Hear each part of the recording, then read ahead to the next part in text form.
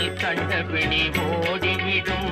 புந்தகங்கள் மாறி இன்பம் குடும்பத்தை நாடி வரும். கந்தன் திருநீரணிந்தால் கண்டபிணி ஓடிவிடும். புந்தகங்கள் மாறி